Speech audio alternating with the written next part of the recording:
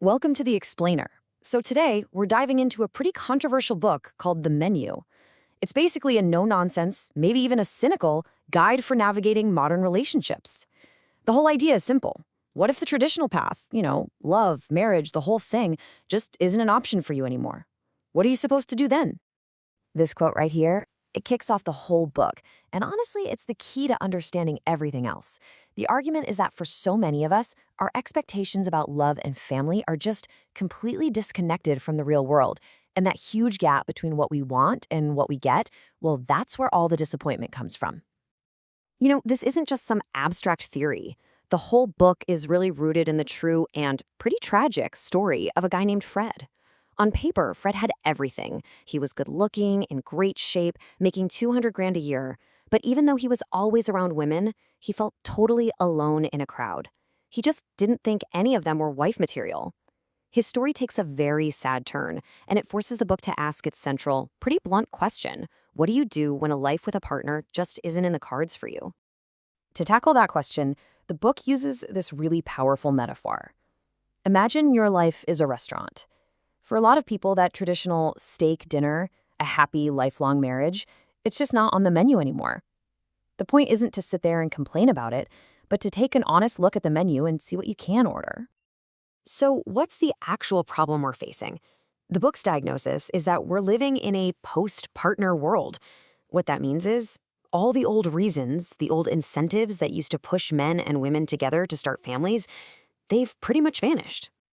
I mean, think about it. For most of human history, society had this kind of unspoken deal, what the book calls a social contract. And look, it wasn't about romance, not really. It was about pure survival. Men provided, they protected, women ran the household.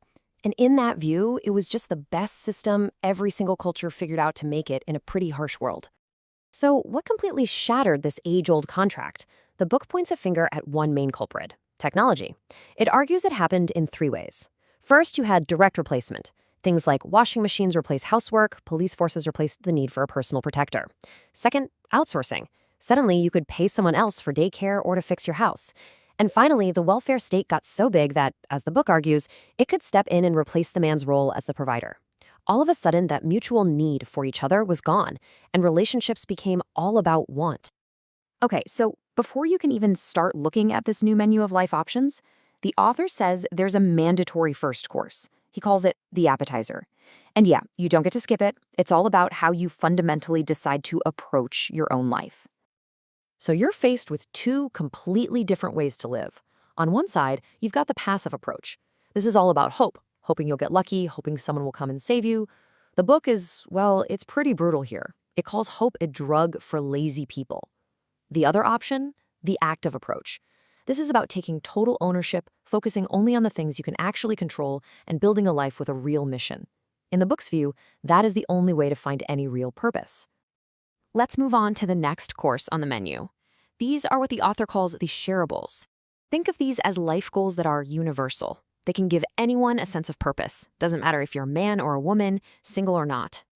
These are the big pillars. First, career and finance. Just the simple act of being able to support yourself, that gives you an immediate built-in purpose. Second is health and wellness, but with a twist.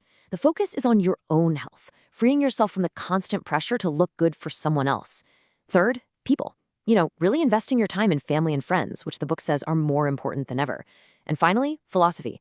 Basically, developing an operating system for your mind, a code that helps you navigate life and come to terms with things. All right, now we get into the really specific stuff.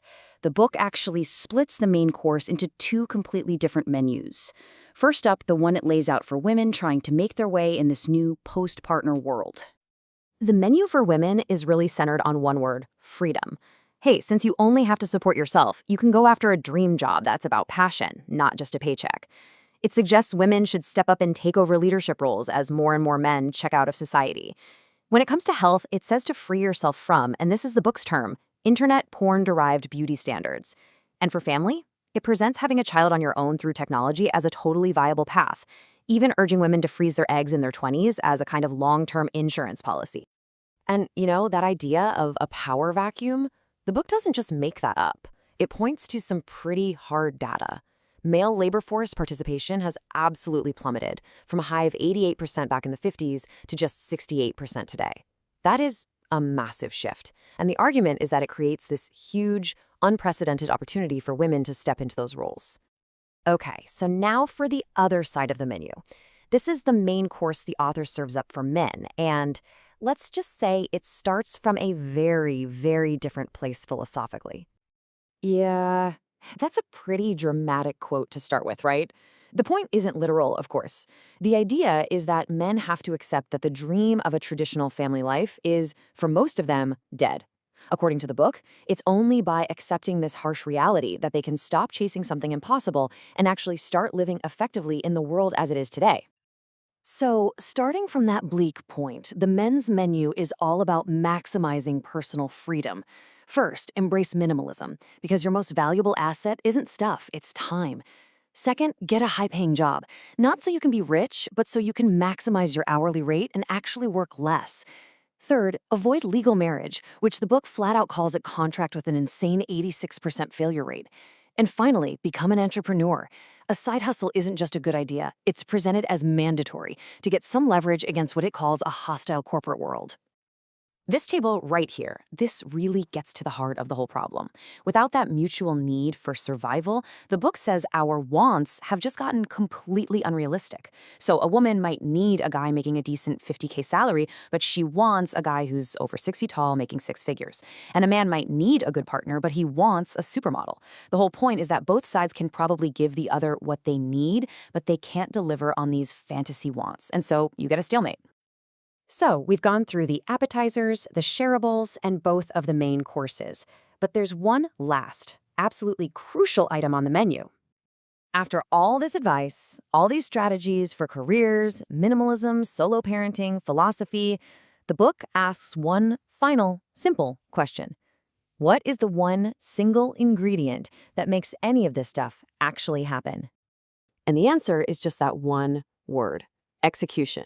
The book is incredibly blunt about this. Without action, without actually doing the work, all of these cool ideas are totally worthless. And it argues that our own human nature, laziness, procrastination, just being comfortable, makes this the single hardest step of all.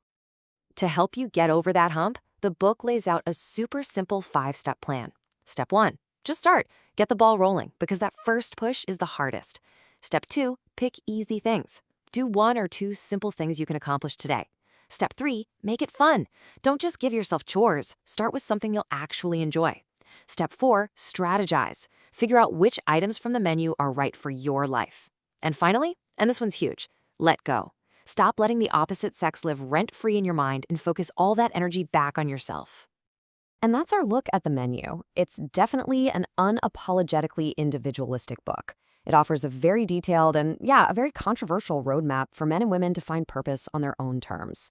But it leaves all of us with a final, really crucial question to think about.